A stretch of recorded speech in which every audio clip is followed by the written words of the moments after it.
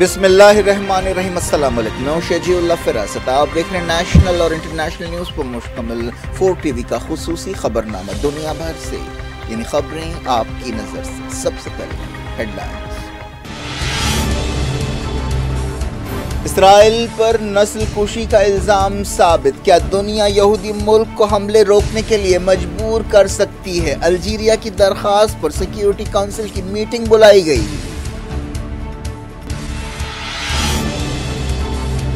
South Africa اور کئی ملکوں نے عالمی عدالت کے فیصلے پر کیا خوشی کا اظہار۔ ایران نے کہا فلسطینیوں اور دنیا بھر کے آزادی پسندوں کی جیت ہے۔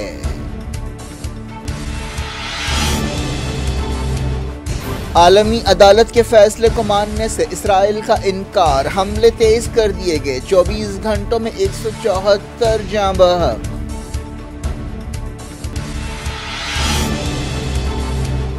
غزہ اور لبنان سے اسرائیل پر حملے، حزب اللہ کی کارروائی میں آئی ڈی ایف کے سرویلنس سسٹم کو نقصان، اسرائیلی میڈیا نے نائٹ آف فائر قرار دیا۔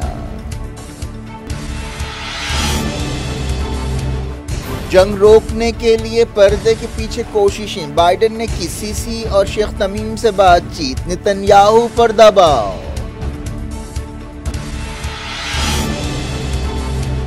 سات اکتوبر کے حملوں میں یو این سٹاف نے بھی حصہ لیا، اسرائیل نے لگایا الزام، امریکہ اور اتحادیوں نے فنڈنگ روک دی۔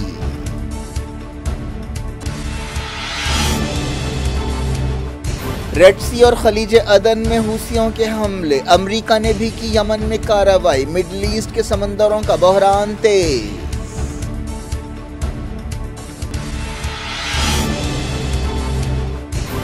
خلیج عدن میں میزائل حملے سے تجارتی جہاز میں آگ لگ گئی، مدد کی اپیل پر انڈین نیوی کا جہاز آئی این ایس وشاکھاپٹنم روانہ۔ ڈونلڈ ٹرمپ کالم نگار کو بدنام کرنے کے لیے $83 ملین ہرجانہ دیں، نیو یارک کی عدالت کا حکم، سابق صدر نے سازش قرار دیا۔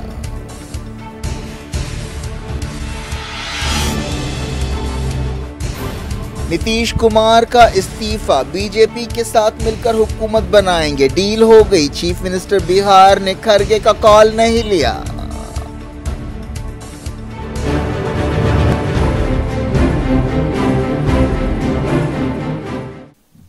ہیڈ لائنز آپ نے دیکھی، اب خبروں کی تفصیل کی طرف آپ کو لیے چلتے ہیں۔ انٹرنیشنل کورٹ آف جسٹس آئی سی جے نے اپنا فیصلہ سنا دیا ہے۔ اب یہ بات دنیا کی نظروں میں قانوناً صحیح ثابت ہو چکی ہے کہ اسرائیل غزہ میں فلسطینیوں کی نسل کشی کر رہا ہے۔ عالمی عدالت نے اسرائیل سے کہا ہے کہ وہ فوری غزہ میں حملے روکے، لیکن اسرائیل اپنی ضد پر اڑا ہوا ہے کہ وہ حملے جاری رکھے گا۔ اب سوال یہ ہے کہ کون اسرائیل کو عالمی عدالت کے فیصلے کی عزت کرنے کے لیے مجبور کرے گا؟ اس سلسلے میں الجیریا نے سیکیورٹی کونسل جانے کا اعلان کیا۔ ایسی خبر ہے کہ اب سیکیورٹی کونسل عالمی عدالت کے فیصلے سے پیدا صورتحال پر غور کے لیے اگلے چہارشنبے کو ایک میٹنگ کرے گی۔ الجیریا کی وزارت خارجہ نے کنفرم کیا کہ ملک کوئی بھی ہو، چاہے وہ اسرائیل بھی ہو یا کوئی اور ملک ہو، قانون سے اونچا نہیں ہوتا۔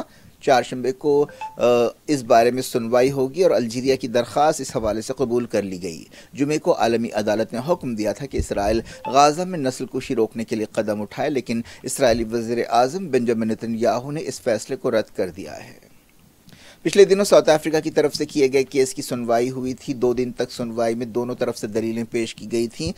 اسرائیل نے الزامات کو رد کر دیا تھا، لیکن فیصلہ ساؤتھ افریقہ کے حق میں آیا کہ اسرائیل نسل کشی کر رہا ہے، لیکن فیصلہ آنے کے بعد نتنیاہو نے کہا ہے کہ وہ ملک کی حفاظت کرتے رہیں گے، عوام کی حفاظت کرتے رہیں گے، اور یہ ان کا فرض ہے اور وہ اس فیصلے کو عمل میں نہیں لائیں گے۔ عالمی عدالت کے فیصلے کے بعد ٹیلی ویژن کے ذریعے خطاب کرتے ہوئے نتنیاہو نے کہا کہ اسرائیل عالمی قانون کا پابند ہے، لیکن اس کا ارادہ مضبوط ہے کہ وہ اپنے ملک اور لوگوں کی حفاظت کرے گا۔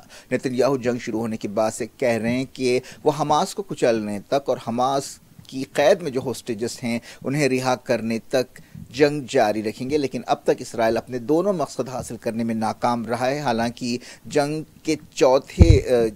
چوتھے مہینے میں چل رہی ہے۔ اس جنگ کے دوران 26,000 سے زیادہ فلسطینی جاں بحق ہوئے ہیں، جن میں زیادہ تر عورتیں، بچے اور سویلینز ہیں۔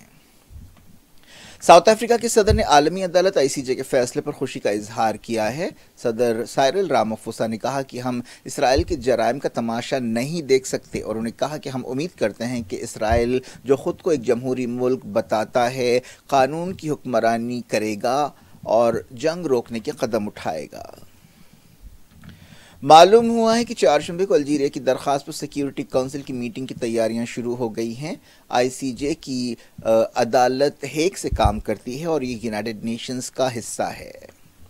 कई मुल्कों ने आलमी अदालत आईसीजे के फैसले पर खुशी का इजहार किया है। आलमी अदालत के फैसले को साउथ अफ्रीका और गाजा के अवाम की जीत की हैसियत से देखा जा रहा है। जिन मुल्कों ने आईसीसी के फैसले को वेलकम किया उनमें ईरान और सऊदी अरब शामिल है। इस सिलसिले में दोनों मुल्कों की फॉरेन मिनिस्ट्रीज ने बयान जारी किए। ईरान ने साउथ अफ्रीका को मुबारकबाद दी और कहा कि आलमी अदालत के फैसले से गाजा में इसराइल की तरफ से नस्लकुशी साबित हो गई है। ईरान के सदर इब्राहिम रईसी ने भी कहा है कि पूरी दुनिया के आज़ादी पसंद लोग इस फैसले से खुश हैं।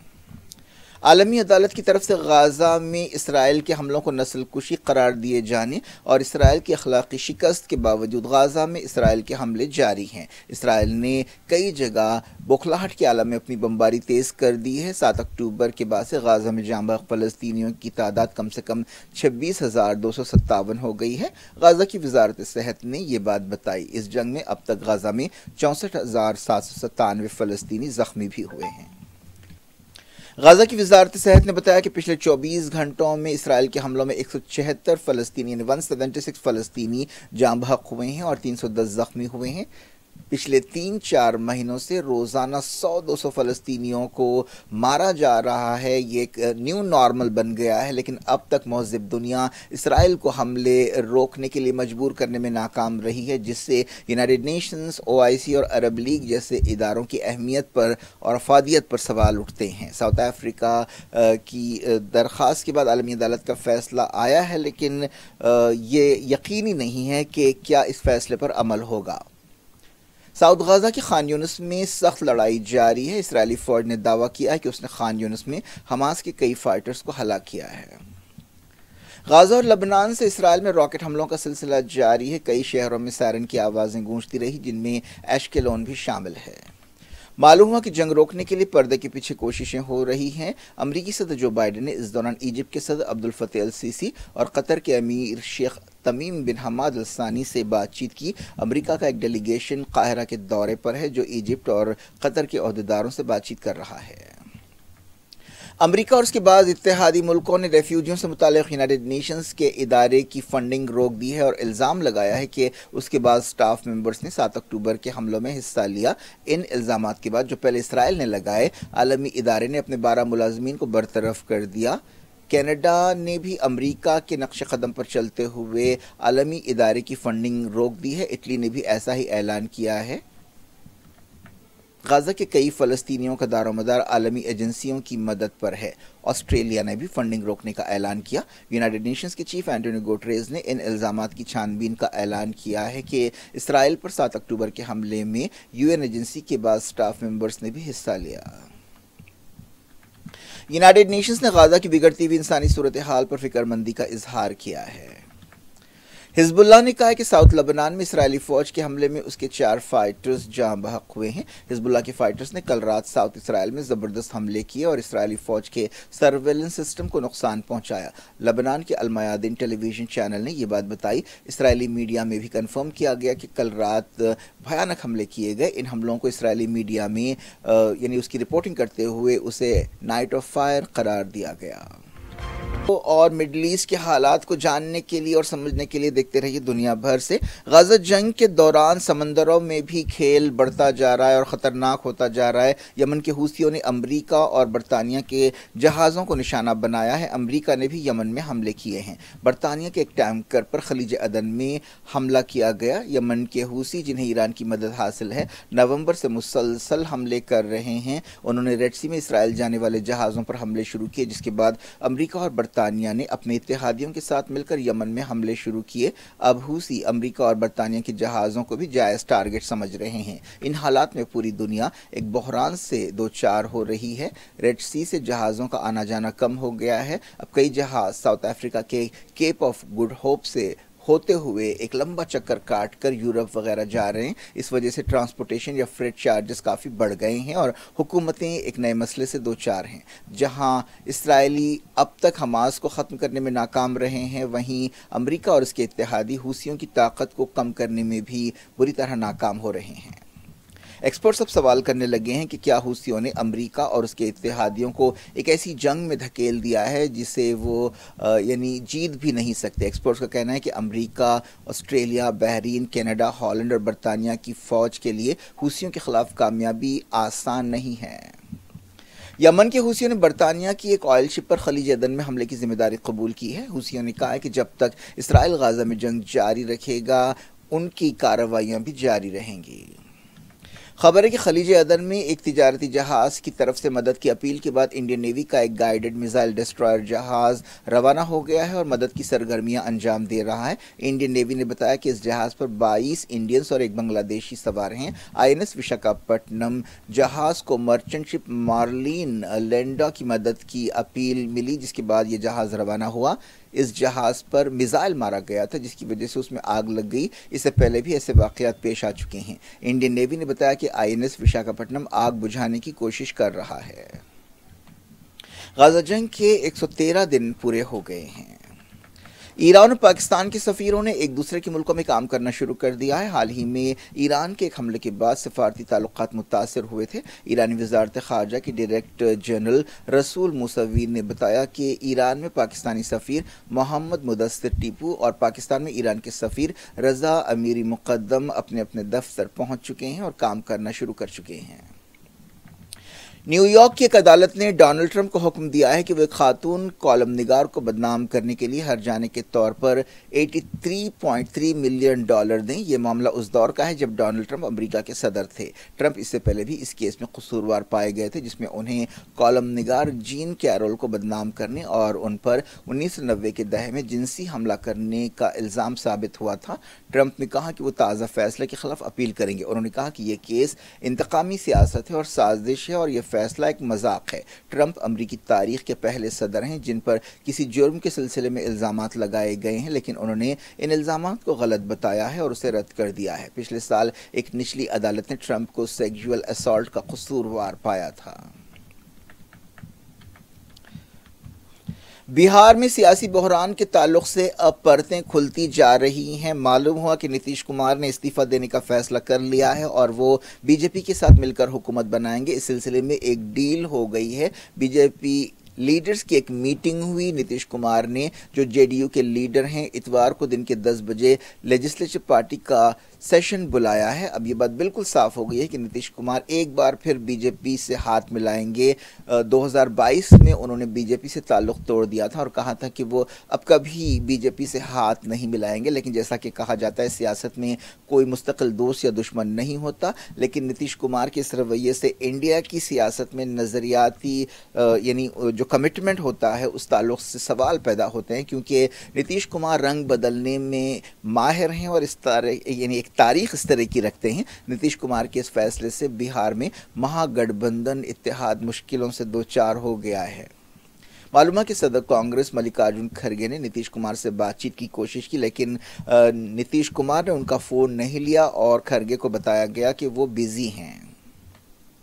JDU کے عہدیدار KC تیاگی نے الزام لگایا ہے کہ کانگریس نے کئی بار نتیش کمار کی بے عزتی کی۔ انہوں نے یہ بھی دعویٰ کیا کہ انڈیا اتحاد ٹوٹ رہا ہے۔ ایسی خبریں ملی ہیں کہ نتیش کمار اتوار کو BJP کی تائید سے چیف منسٹر کی حیثیت سے ایک بار پھر حلف لیں گے۔ کرکٹ انگلینڈ نے انڈیا کے خلاف حیدرآباد ٹیسٹ کے تیسرے دن 6 وکٹ پر 316 رنز بنا لیے۔ اب انگلینڈ کو 126 رن کی لیڈ حاصل ہے۔ انگلینڈ کی طرف سے اولی پوپ نے دوسری اننگز میں 148 ناٹ آؤٹ رنز بنائے۔ اس سے پہلے صبح کے سیشن میں انڈیا کی ٹیم اپنی پہلی اننگز میں 436 پر آؤٹ ہو گئی۔ انگلینڈ نے 246 رن اپنی پہلی اننگز میں بنائے تھے۔ بین فاکس نے 34 رنز بنائے۔ انہوں نے پوپ کے ساتھ 6ویں وکٹ کے لیے 112 رن کی پارٹنرشپ کی۔ جس وقت کھیل ختم ہوا پوپ کے ساتھ ریحان احمد 16 پر ناٹ آؤٹ تھے۔ کیا کچھ ہو رہا ہے آپ کی دنیا میں؟ آخر میں ہیڈ لائنز دنیا بھر سے ایک بار پھر دیکھیں۔ اسرائیل پر نسل کشی کا الزام ثابت، کیا دنیا یہودی ملک کو حملے روکنے کے لیے مجبور کر سکتی ہے؟ الجیریا کی درخواست پر سیکیورٹی کونسل کی میٹنگ بلائی گئی۔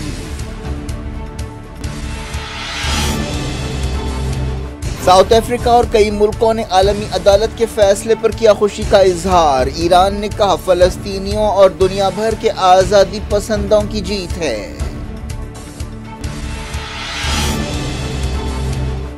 عالمی عدالت کے فیصلے کو ماننے سے اسرائیل کا انکار، حملے تیز کر دیے گئے، 24 گھنٹوں میں 174 جاں بحق۔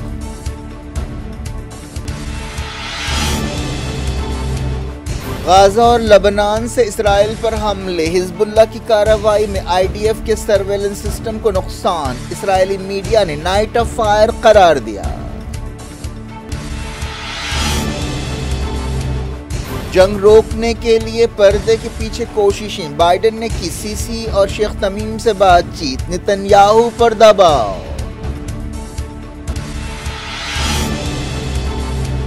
7 اکتوبر کے حملوں میں UN سٹاف نے بھی حصہ لیا، اسرائیل نے لگایا الزام، امریکہ اور اتحادیوں نے فنڈنگ روک دی۔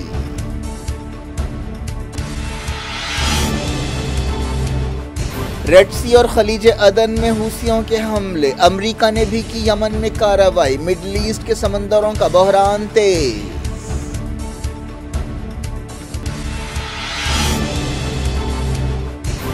خلیج عدن میں میزائل حملے سے تجارتی جہاز میں آگ لگ گئی، مدد کی اپیل پر انڈین نیوی کا جہاز INS وشاکھاپٹنم روانہ۔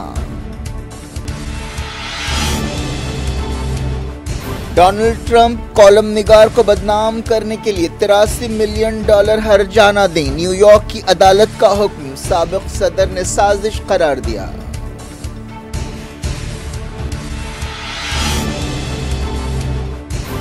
نتیش کمار کا استعفی، BJP کے ساتھ مل کر حکومت بنائیں گے، ڈیل ہو گئی، چیف منسٹر بہار نے کھرگے کا کال نہیں لیا۔